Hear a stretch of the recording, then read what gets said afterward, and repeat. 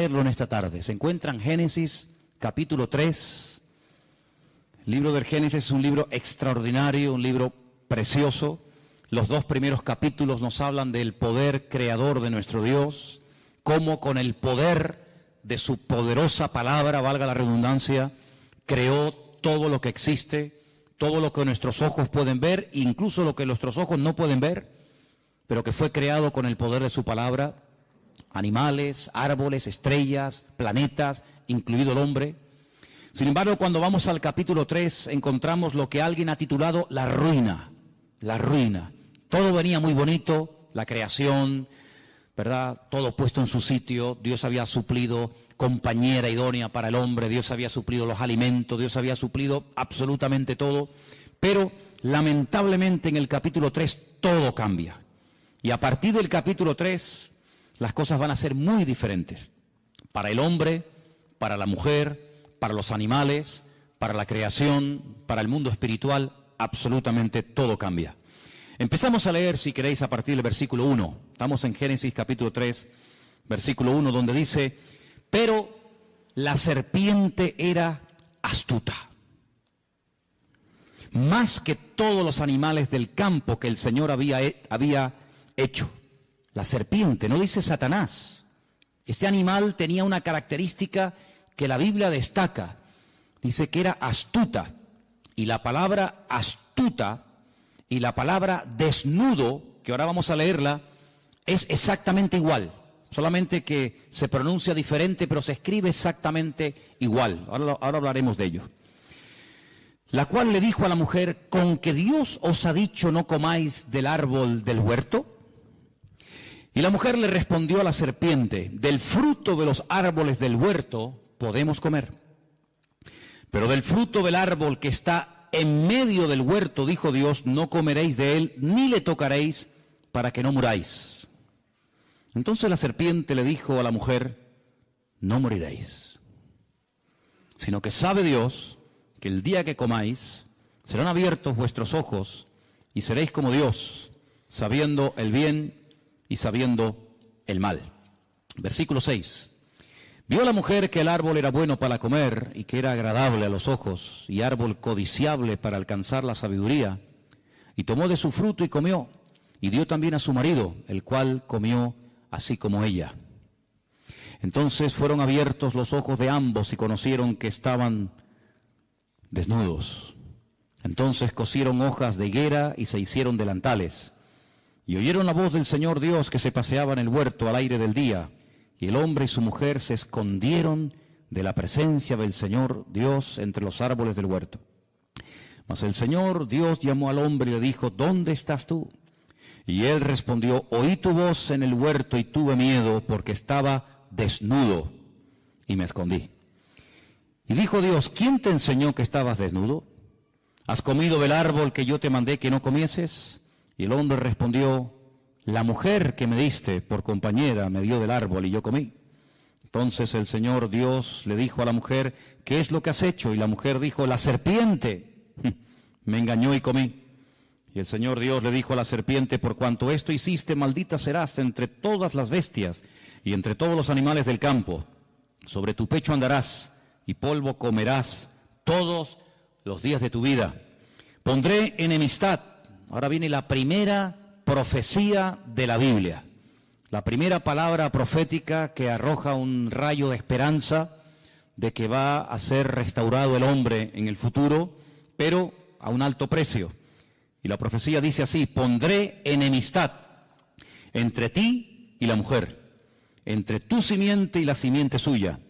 Esta te herirá en la cabeza y tú le herirás en el calcañar. Y a la mujer le dijo: multiplicaré en gran manera los dolores de tus preñeces. Con dolor darás a luz los hijos y tu deseo será para tu marido y él se enseñoreará de ti. Y al hombre le dijo: por cuanto obedeciste a la voz de tu mujer y comiste del árbol que te mandé diciendo: no comerás de él, maldita será la tierra por tu causa, con dolor comerás de ella todos los días de tu vida. Espinos y cardos te producirá y comerás plantas del campo. Con el sudor de tu rostro comerás el pan hasta que vuelvas a la tierra, porque de ella fuiste formado, pues polvo eres y al polvo volverás. Y ahora es la primera vez que vemos al hombre que le pone nombre.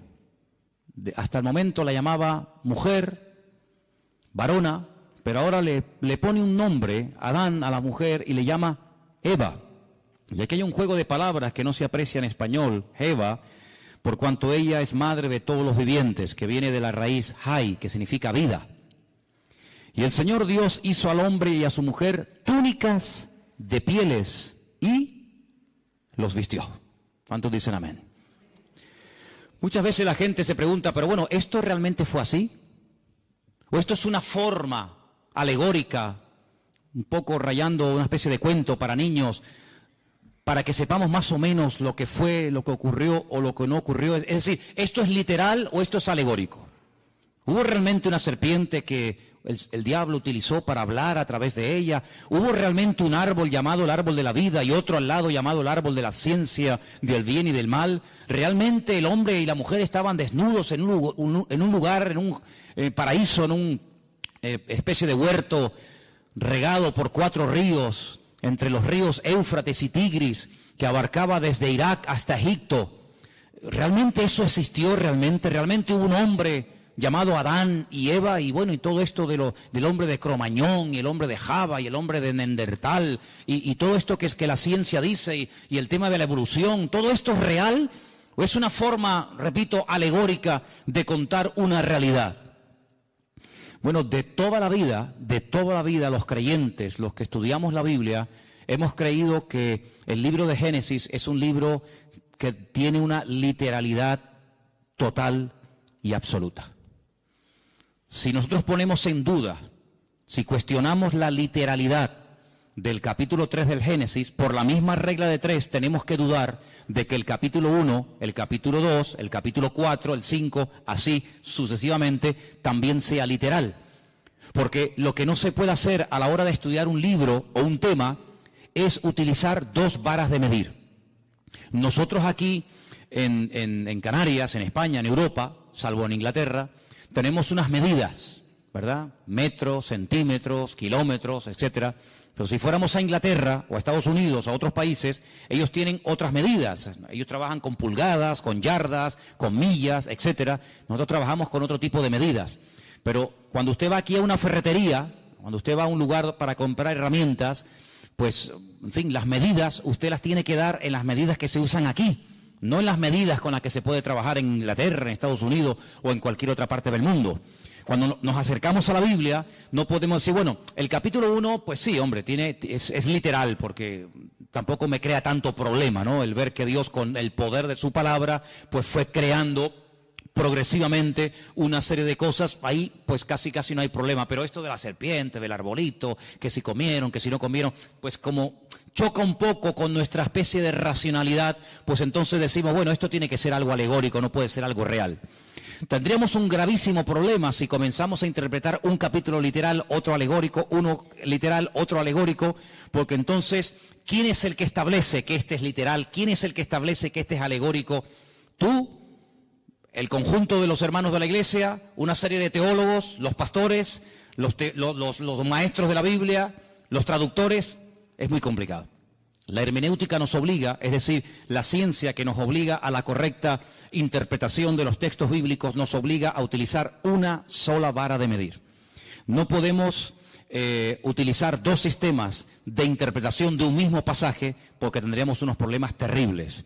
Y bueno, lo que tenemos que aceptar es la literalidad de la Biblia. Eso no significa de que no hay otros libros y de que no hay otras historias y que no haya otros capítulos que no son literales, sino son, digamos, basados en símbolos, en tipos, en antitipos, etcétera, etcétera. Por ejemplo, el famoso libro del Apocalipsis. En el famoso libro del Apocalipsis aparecen ahí una serie de animales, de colores y de cosas que lógicamente ni siquiera existen, pero que a través de esos colores, de esos números, de esos animales que van cambiando de color, el Señor tiene un mensaje que hay que saber interpretarlo. Evidentemente no existe ni ha existido jamás un dragón, ni un caballo que ahora es blanco, mañana negro, pasado amarillo y finalmente rojo. Todo eso tiene una razón de ser, pero es que el libro del Apocalipsis, salvo una parte del principio del libro, que son los mensajes a las iglesias del Apocalipsis, sabemos que el libro del Apocalipsis, un 90 o más del porcentaje del libro es un libro profético, y el lenguaje profético es un lenguaje completamente diferente a un libro como, por ejemplo, el libro de los Hechos, que es un libro histórico. Entonces la historia no es alegórica, la historia es o no fue. Pero realmente hubo un señor llamado Pablo, realmente viajaron a Roma, o Roma significa otra cosa y Pablo significa otra cosa. Sabemos que la historia no es alegórica, es real. Lo profético sí puede tener esa especie de diferente interpretación. Pero el Génesis no es un libro alegórico. No es un libro alegórico. Los únicos, escuchen bien esto, los únicos que interpretan alegóricamente no solamente el capítulo 1 y el 2 y el 3, sino todo el libro del Génesis, los únicos en la historia que lo hicieron, lo hacen y me temo que lo seguirán haciendo, interpretar alegóricamente el libro del Génesis, son los cabalistas. Cuando usted estudia la Cábala, pues en la Cábala todo tiene una explicación, nada es real, nada es literal, sino que hay cosas que tienen que ver con lo femenino, con lo masculino, etcétera, etcétera, pero no vamos a entrar en eso porque, ¿para qué? Por lo tanto, en el libro del Génesis lo que vemos es que Dios en los 2 primeros capítulos, Él crea todo lo necesario e imprescindible para que el hombre esté cómodo y para que al hombre no le falte absolutamente de nada. Le suple los alimentos, le suple su compañera, su esposa, etcétera, etcétera. Pero crea un hombre tan perfecto, tan perfecto. Recuerden que el hombre es una especie de representación, una especie de, no quiero utilizar la palabra clon para que no se me malinterprete, pero dice que fue creado a imagen y semejanza de Dios. Ya explicamos que Selen, Demut, que son las 2 palabras que se utilizan, no es en cuanto a aspecto físico, pero sí es en cuanto a capacidades, en cuanto a dotación. El hombre tiene unas capacidades muy similares a las de Dios. Puede elegir, puede, tomar decisiones, puede razonar, puede recibir órdenes, puede dar órdenes, etcétera, etcétera. Algo muy similar a la naturaleza y a la esencia de Dios, lógicamente con sus limitaciones, ¿verdad? Pero lo crea tan perfecto que le da la capacidad de poder rebelarse en contra de su Creador. ¿Por qué Dios lo hizo así? Bueno, eso se lo preguntaremos en su momento al Señor. Tal vez nosotros lo hubiéramos hecho de otra manera, pero no significa que el hecho de que Dios le haya dado, que haya dotado, que haya capacitado tanto a uno como a otro, tanto al hombre como a la mujer, con la capacidad de rebelarse contra su Creador, no significa ni mucho menos que Dios se equivocó o que Dios le hizo mal. Esa era la voluntad de Dios, y la voluntad de Dios, dice Romanos 12, es santa, agradable y perfecta. Y si así no fuera, entonces sí podríamos tachar o sí podríamos cuestionar a Dios de ser más que un Dios de amor, más que un creador de robots, un creador de clones, un creador de seres incapaces de rebelarse, sino que le aman y le obedecen, porque aunque quisieran dejar de amarle o dejar de obedecerle, no pueden, porque Dios no los ha capacitado para ser rebeldes. Todo lo contrario. El hombre se rebeló. El hombre le creyó más a lo que Satanás le decía que a lo que Dios dijo. Fijaros que en ningún momento, y esto es algo interesantísimo, hermano, en ningún momento Satanás cuestiona la existencia de Dios. En ningún momento dice cosas como Dios, ¿y ese quién es? Pero si Dios no existe, en ningún momento cuestiona Satanás la existencia de Dios, sino lo que cuestiona, lo que pone en tela de juicio, no es la existencia de Dios, sino las órdenes, las limitaciones que Dios ha puesto. Que Dios te ha dicho, luego ya Dios existe, lo da por hecho. Que Dios te ha dicho que si comes, que si desobedeces la orden que Él te ha dado, morirás. No le creas, no es verdad, no morirás. Lo que pasa es que Dios no te ha dicho toda la verdad, y yo sí te la voy a decir. Fíjate qué tremendo, ¿eh? Es un atentado contra la mismísima esencia de Dios. La esencia de Dios es la verdad. La esencia de Dios es la verdad. Yo no lo voy a hacer ahora, pero si yo les trajera, que lo tengo por ahí fotocopiado, allí en el cuartito de la oración lo podéis ver, el capítulo 1 del Génesis, si comenzáramos a sumar una serie de palabras, continuamente, en todo el capítulo 1 y en todo el capítulo 2, continuamente aparece, después de leer ciertas y determinadas frases o textos, la palabra verdad. Y lees y verdad. Y es como que el texto lleva la firma de Dios. Es como cuando vimos aquí, ¿os acordáis? Cuando vimos aquí la bendición sacerdotal que estudiamos el domingo, esta bendición diseñada, creada y enseñada por Dios al hombre, lleva la firma de Dios. Saber encontrarla, pero la lleva. Luego, el libro del Génesis, el relato de la creación, lleva la firma de Dios, y la firma de Dios, la esencia de Dios, es la verdad. El mismo Señor Jesucristo, la misma palabra cuando se encarna, porque esto es un milagro, este es el milagro más grande de todos. El milagro más grande no es que un ciego pueda volver a ver, que es algo tremendo, o que un muerto resucite, o que un leproso sea limpiado. Sí, son milagros tremendos, pero hay algo más grande que eso, y es que la palabra, el verbo, se hace carne. Eso es lo más grande que hay, y sobre esa verdad hemos estudiado también en las últimas semanas. Juan basa toda la explicación de su evangelio diciendo, y el verbo que era Dios se hizo carne, habitó entre nosotros y vimos su gloria, gloria como del unigénito del Padre. Sí, eso es algo tremendo, porque que la Biblia de repente haga así ¡fum!, y se convierta en carne, pues eso es lo que ocurrió. El Señor Jesucristo se hizo carne y habitó entre nosotros. Y dice la Biblia, y si alguno cuestiona eso, si alguno no es capaz de confesar, dice Juan, es muy claro en esto, si alguno no confiesa que el verbo, que la palabra se hizo carne, ese es mentiroso y ese es el espíritu del anticristo. Qué tremendo, Por eso dice, ¿queréis probar los espíritus? Cuando dice Juan, no me estoy yendo del tema, ¿no? Pero solamente para remarcar un poco esto, dice, probar los espíritus, porque no todo espíritu es de Dios. Y uno dice, bueno, ¿y cómo pruebo? ¿Y cuál es la prueba? Dice, dile, ¿crees que Jesucristo, crees que el verbo ha venido y se ha hecho carne? No, yo no creo eso, entonces este no es de Dios. Ahí se prueban los espíritus. Si dice que sí, evidentemente es otra cosa. Pero volviendo al tema, entonces lo que hace Satanás es que siembra la duda. Alguien dijo que la duda es el padre del pecado. En cuanto una persona comience a dudar de que la palabra de Dios es la palabra de Dios, de que Dios existe o no existe, de que hay infierno o no, de que Dios es bueno o no tan bueno, en el momento en el que ese virus, ese veneno llamado duda, entre en tu vida, amigo, como no lo frenes y como no contrarrestes y ataques y neutralices ese veneno, ese virus, con la verdad, porque la verdad es lo que mata la duda, eres hombre muerto. Y eso fue lo que Satanás comenzó a hacer.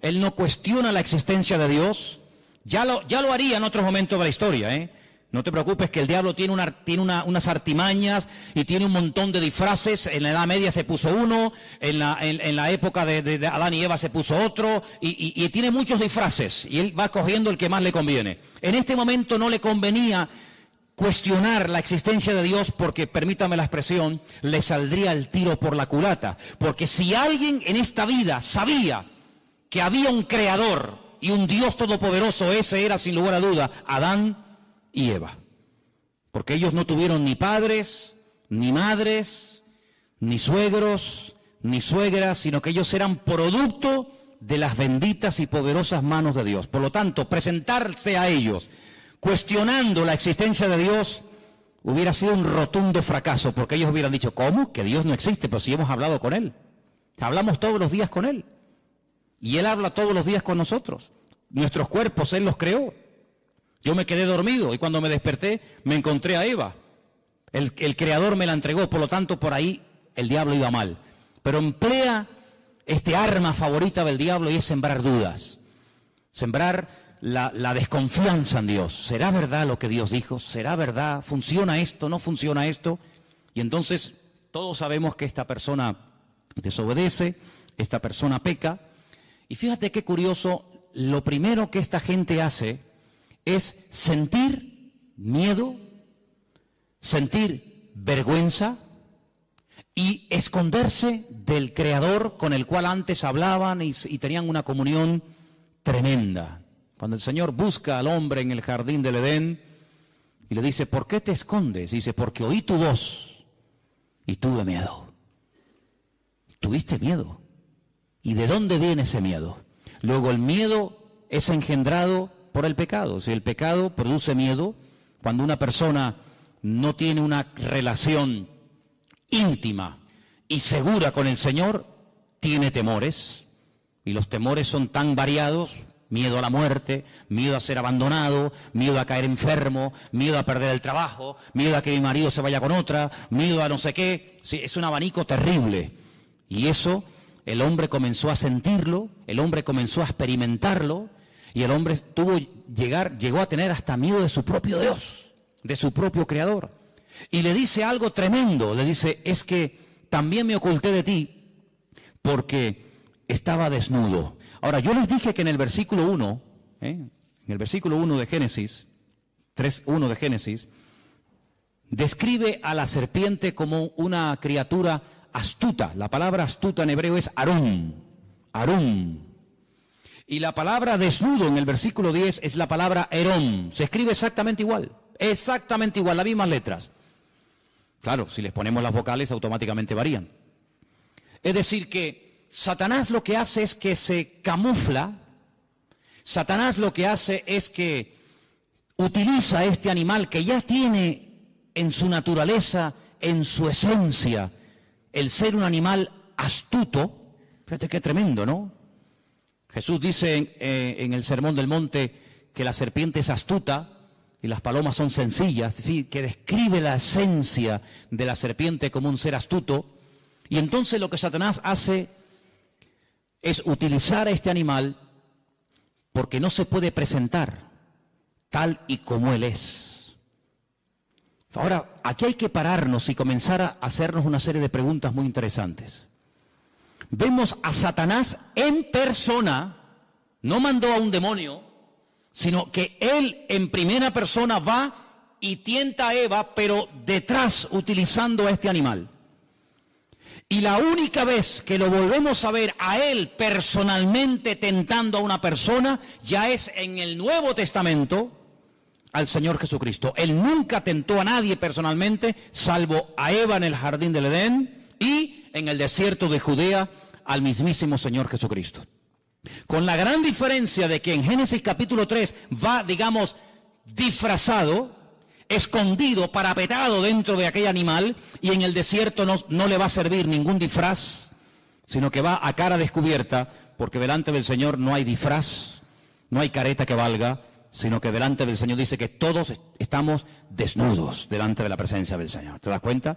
Pero el apóstol Pablo, que es un hombre que describe como nadie, el mundo espiritual, porque ahora hablaremos un poco de esto, él dice que Satanás es capaz, en momentos puntuales, si es necesario, disfrazarse, vestirse como si fuera un ángel de luz.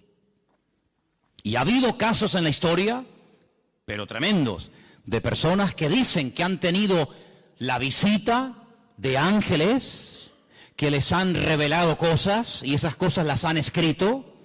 Y bueno, y por ahí nació el famoso libro del Mormón, que es el que usan los mormones. Y cuando se le pregunta a los mormones, ¿y de dónde salió el libro del Mormón?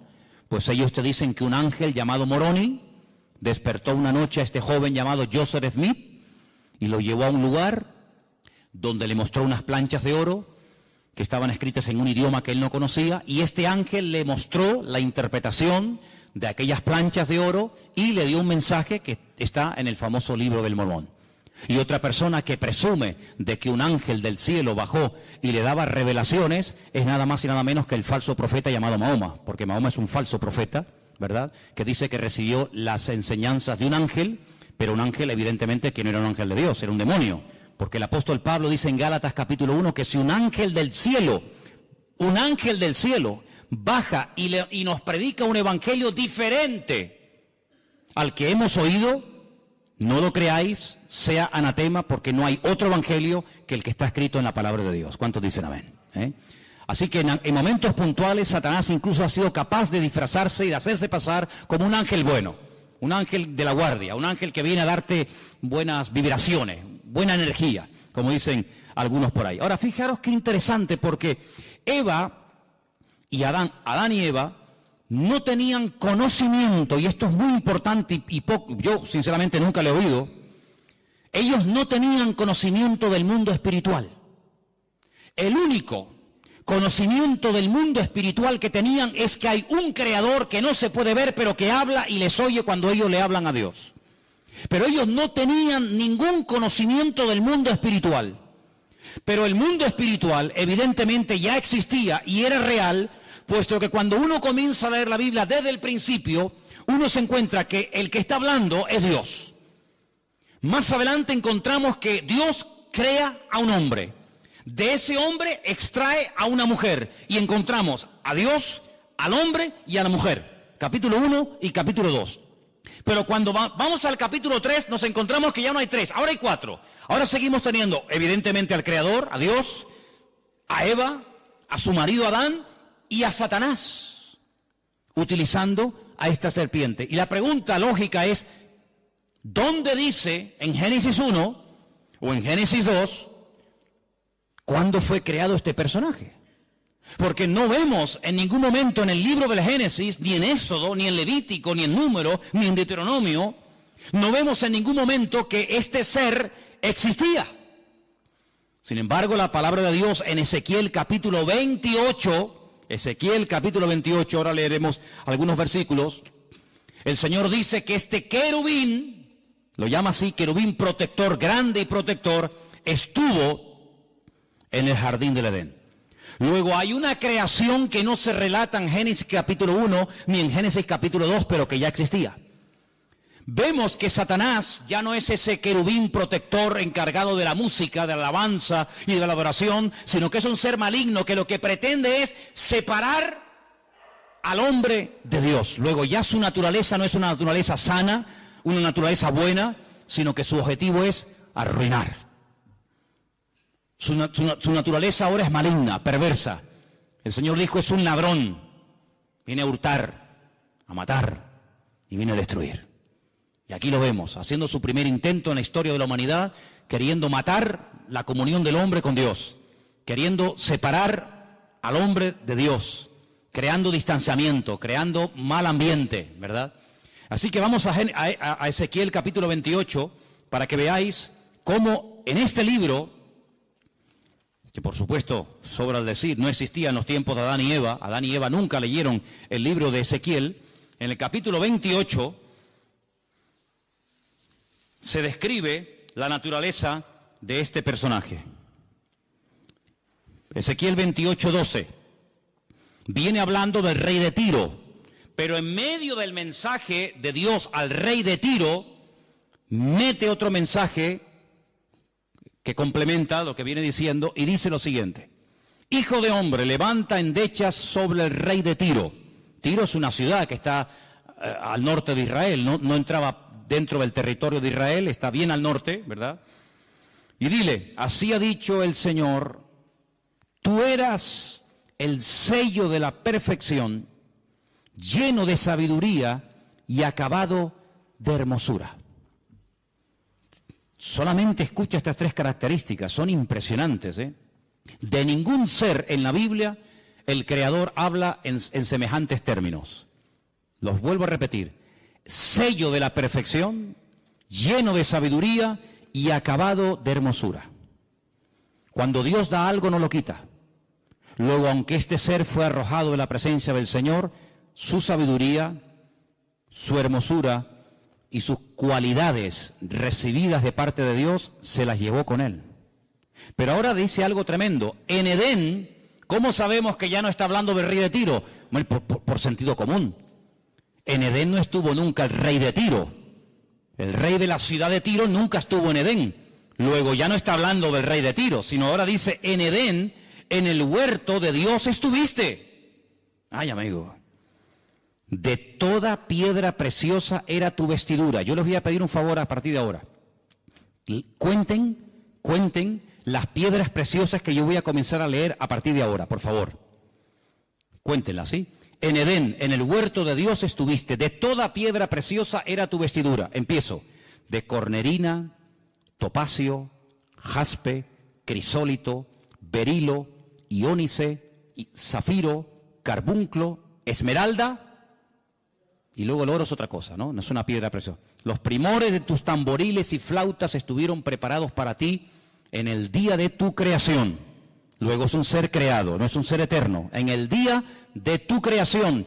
Ese día de la creación no fue Génesis capítulo 1, porque allí no vemos cómo el Señor creó a este personaje, pero evidentemente hay otro momento no relatado, no narrado en Génesis capítulo 1, donde evidentemente Dios tuvo que crearlo, porque Dios dice que este personaje al cual llama en el versículo 14, querubín grande y protector, hubo un día en el que fue creado por el Señor.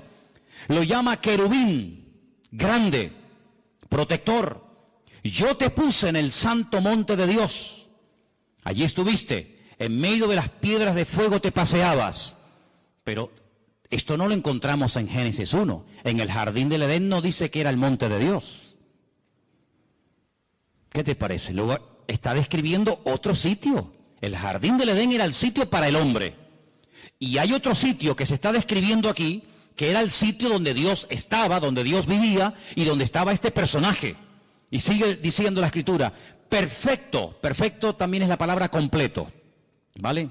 La misma palabra, shelem, es igual para perfecto que para completo. Así que si quieren leer completo eras o perfecto eras, da igual. En todos tus caminos, desde el día, le vuelvo a repetir, que fuiste creado hasta que se halló en ti maldad. Amigo, a causa de la multitud de tus contrataciones fuiste lleno de iniquidad y pecaste. ¿Y ahora qué dice aquí? Por lo que yo te eché. ¿Quién lo echó? El Creador. Yo te eché. ¿De dónde? Del monte de Dios. Y te arrojé de entre las piedras de fuego, oh querubín protector. Y ahora lo vemos en Génesis capítulo 3, a este personaje que antes estaba en la presencia del Señor, ahora lo vemos en el jardín del Edén tentando a Adán y tentando a Eva. Qué tremendo, ¿no? Y dice aquí, se enalteció tu corazón a causa de tu hermosura. Increíble, cómo tenía que ser este personaje, ¿eh? Lo más hermoso. Corrompiste tu sabiduría a causa de tu esplendor. Yo te arrojé por tierra. Delante de los reyes te pondré para que miren en ti. Con la multitud de tus maldades y con la iniquidad de tus contrataciones profanaste tu santuario. Yo pues saqué fuego de en medio de ti, el cual te consumió y te puse en ceniza sobre a los ojos de todos los que te miran. Todos los que te conocieron de entre los pueblos se maravillarán sobre ti, espanto serás y para siempre dejarás de ser. Fíjate que lo llama querubín, pero la palabra querubín en Génesis 1 no aparece. La palabra querubín en Génesis 2 no aparece. La primera vez que aparece en la Biblia la palabra querubín, ahora vamos a decir que es un querubín, aparece en Génesis capítulo 3. Volvamos a Génesis 3. Concretamente el último versículo. Génesis 3, el último versículo. Y dice así, echó pues fuera al hombre y puso al oriente del huerto del Edén querubines y una espada encendida que se revolvía por todos lados para guardar el camino del árbol de la vida.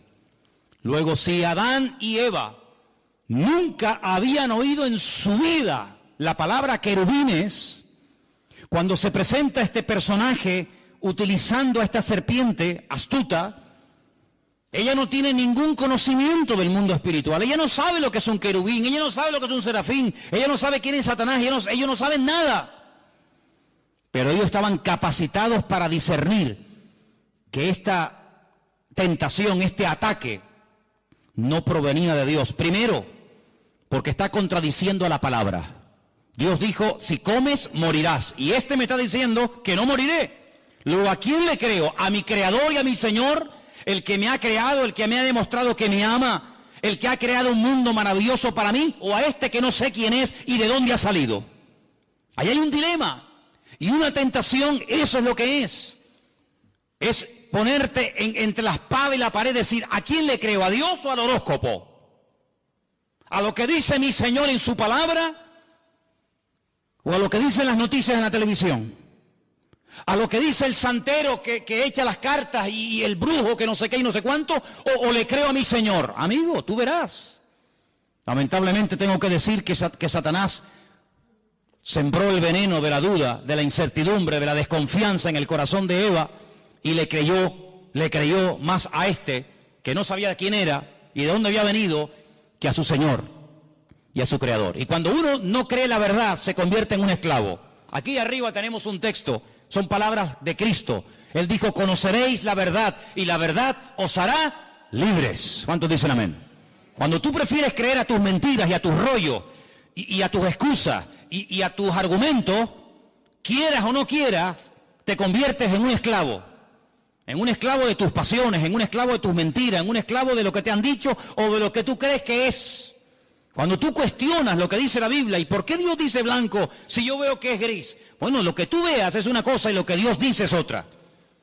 Y tú te puedes equivocar porque dice la Biblia que el ser humano es un ser ahora, y fíjate tú, imperfecto, lleno de debilidades, lleno de imperfecciones. Pero nuestro Dios es un Dios perfecto y nunca, jamás saldrá una mentira de la boca de Dios. ¿Cuántos dicen amén?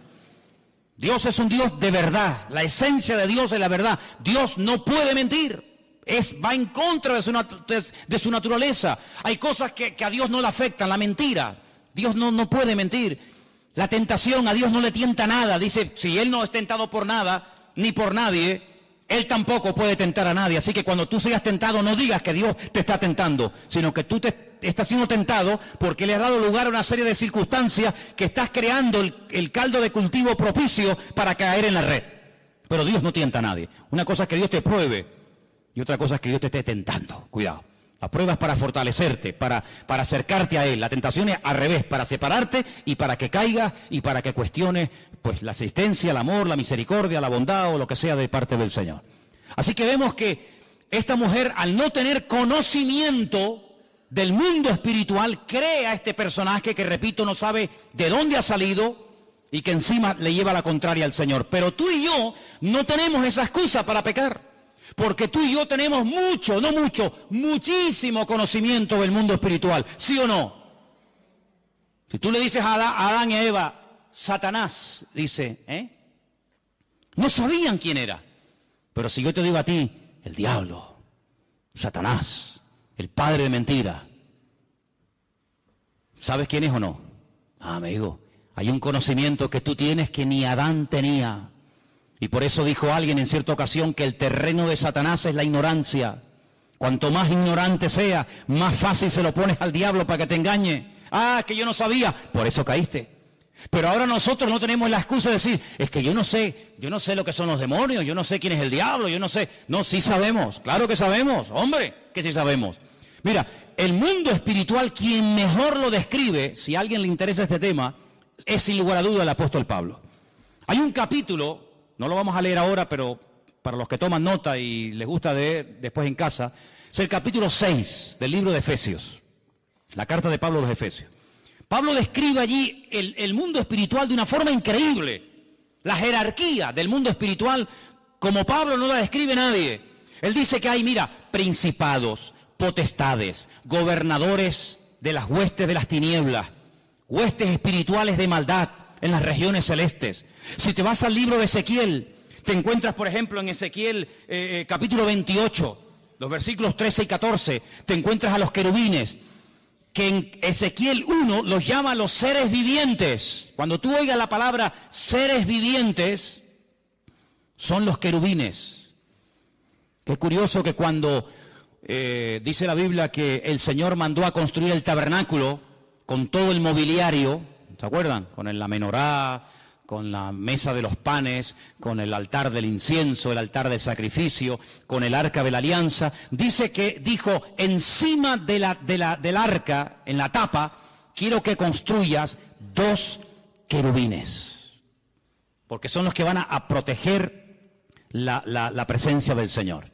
Que puso el Señor en el huerto del Edén para que no dieran marcha atrás y alargaran la mano y comieran del árbol de la vida que producía la vida eterna, querubines, protectores. Luego los querubines tienen, entre comillas, la función de proteger, de cuidar, de rodear el trono del Señor. Digamos que serían, entre comillas, para que nos entendamos, su especie de guardaespaldas, para que nos entendamos. Los serafines, que son otros seres angelicales que están en la Biblia, quien mejor lo describe es Isaías, capítulo 6. Cuando él es llamado, dice, cuando el Señor me llamó, yo vi la gloria del Señor. Y vi serafines que tenían 6 alas, con 2 volaban, con 2 tapaban su rostro y con 2 tapaban sus pies y decían continuamente, santo, santo, santo es el Señor, toda la tierra está llena de la gloria del Señor. Entonces te das cuenta que en la Biblia hay serafines, querubines, ángeles. ¿Quién se le presentó a María cuando le dijo, escucha mujer, bendita eres tú entre todas las mujeres? A partir de ahora te llamarán bienaventurada, porque llevarás en tus entrañas, llevarás en tu vientre, nada más y nada menos que al bendito Hijo de Dios. Un arcángel. ¿Quién? Gabriel. Luego dice, hay serafines, hay querubines, hay un arcángel que se llama Gabriel. Luego te vas al libro de Daniel y te encuentras que hay otro arcángel tremendamente poderoso que se llama el arcángel Miguel. El gran príncipe, dice Daniel 12, que está de parte de los hijos de tu pueblo. Te das cuenta que describe un mundo espiritual tremendo. Es decir, no lo podemos ver con nuestros ojos, pero eso no significa de que no existan. Hay gente que dice en su ignorancia, yo si no veo no creo. Pues por esa misma regla de tres usted no cree en Júpiter, ni en Plutón, ni en Marte, ni en montones de cosas que existen, simplemente por el argumento ridículo y absurdo de que usted no lo ve. Bueno, hay millones de cosas que nuestros ojos no ven, pero sin embargo, ¿usted ha visto alguna vez algún átomo? ¿Ha visto alguna molécula? ¿Ha visto los protones y los neutrones? ¿Ha visto alguna vez eso? No, pero existen y están aquí ahora mismo. Y en este momento aquí dentro hay miles de voces de radio de onda, ¿verdad? Radio de frecuencias que están aquí, las ondas, ahora no se oyen, no se pueden ver, porque no tenemos un receptor, pero si pusiéramos una radio y la encendemos, automáticamente oímos que la radio está hablando. No, la radio no está hablando, la radio está reproduciendo por ese famoso invento de Marconi, el italiano, ¿no? Que fue capaz de captar esas ondas y ponerlas en un receptor y uno puede hablar, oír en italiano, en japonés, en árabe, en chino, en lo que sea. Una persona que está a miles de kilómetros de Tenerife, pero lo oímos hablar aquí, o ver un partido de fútbol que se está llevando a cabo en África, o sabe Dios dónde. Pero todo eso existe, no lo podemos ver, pero cuando tenemos los aparatos para poder ver esas imágenes, para poder escuchar esos sonidos, pues automáticamente ahí lo tenemos y todos en casa sabemos pues lo que estoy diciendo por la radio y por la televisión. Entonces, pero Adán y Eva en aquel momento, vamos a decir, entre comillas, que eran ignorantes del mundo espiritual. Ellos no sabían realmente lo que significaba todo eso, pero uno tiene que tener discernimiento, hermano. Cuando algo venga a su mente, cuando algo venga a su vida, que no está escrito en la palabra de Dios, descártelo, no lo crea, porque la palabra de Dios no se puede manipular, no hay que añadirle, no hay que ponerle. Si la palabra de Dios dice eso no se puede hacer, no le quiere dar las vueltas, decir sí, pero no hay pero que valga. El Señor cuando dice una cosa lo dice para nuestro bien. Y cuando el Señor dice el día que ustedes coman de este árbol, ustedes van a morir, aunque ustedes no entiendan el concepto morir, pues claro, Adán y Eva decían morir, ¿y eso qué es? ¿Qué es morir? ¿Tú sabes lo que es morir? No. ¿Y tú? Yo tampoco. Pero Dios dijo que si comemos morimos. Pero es que yo no sé lo que es la muerte, yo nunca he visto ni siquiera un perro muerto en una carretera, yo no he enterrado a un hijo, yo no sé lo que es el concepto muerte. Para ellos era un concepto abstracto, no lo entendían, pero el que no lo entiendas no significa que no estemos obligados a obedecer la palabra de Dios. ¿Cuántos dicen amén?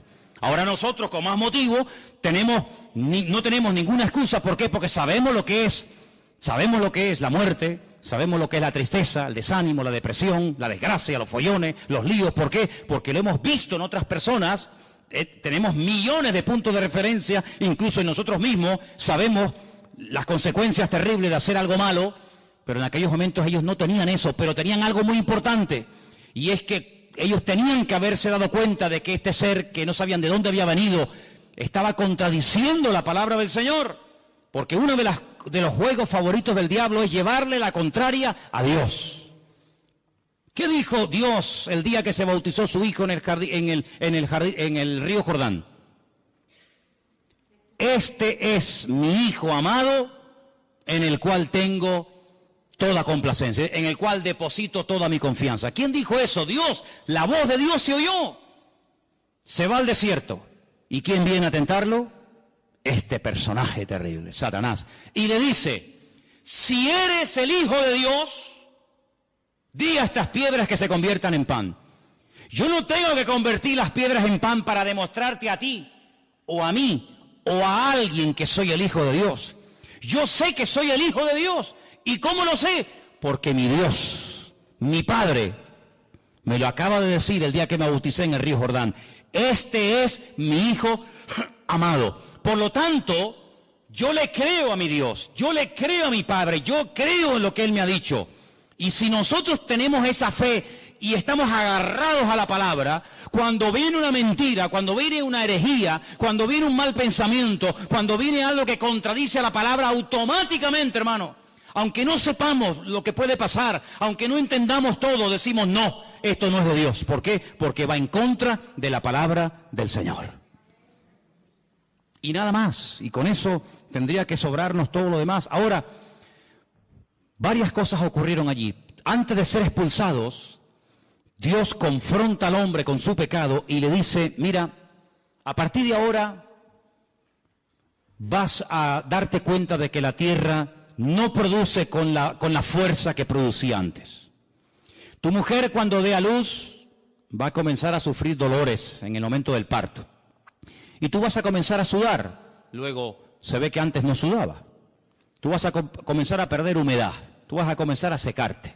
Y vas a tener que reponer los líquidos, porque como no repongas líquido te deshidrata y te puedes morir. Entonces hay una serie de consecuencias en el mundo espiritual, en el mundo natural, en el mundo físico, que van a cambiar a partir de ahora. Pero cuando yo te eche del jardín del Edén, no te vas a ir como yo te puse aquí. Yo te puse aquí desnudo, pero tú te vas a ir vestido. Porque hemos leído esta noche, en el capítulo 3, versículo 21, que el Señor los cubrió con pieles de animales y los vistió. Y esto es una lección objetiva que Adán y Eva captaron al momento. Animales inocentes han tenido que morir por mi culpa. Ahora entienden lo que es morir. Cuando ellos vieron a esos pobres animales, yo no sé si eran ovejas, si eran cabras, yo no sé lo que eran. Pero la Biblia nos enseña que el Señor tomó pieles de animales, cubrió a este hombre y a esta mujer, y ellos vieron lo que significa, ellos entendieron el concepto morir. Es decir, que ahora estas ropas que me van a cubrir, me van a recordar a donde quiera que vaya, que yo tengo que vestirme porque me he convertido en un ser pecador. Y por eso dije al principio que cada vez que te pones una camisa, un pantalón, una falda o una chaqueta, por muy cara, por muy bonita, por muy moderna que sea, todo eso nos recuerda constantemente que somos pecadores, seres caídos, pero que por la misericordia y por la gracia de Dios podemos alabar a nuestro Dios. ¿Cuántos dicen amén? Así que la ropa no es ninguna bendición. Hay gente que se mata por tener la ropa de última moda y por tener marcas de no sé qué, y hay todo un negocio, hay todo un consumismo alrededor de esta historia de la moda, ¿verdad? Pero no se olviden de que todo eso viene como consecuencia del pecado.